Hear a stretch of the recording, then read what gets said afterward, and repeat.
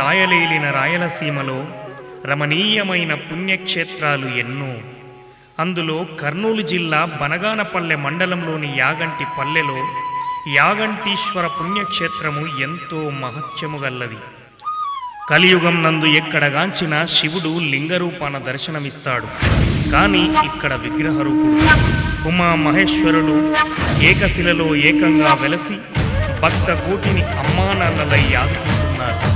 ఆ మహాపుణ్యక్షేత్రంలోని ఎన్నెన్నో అద్భుతాలు అందాలే ఈ పాటలు.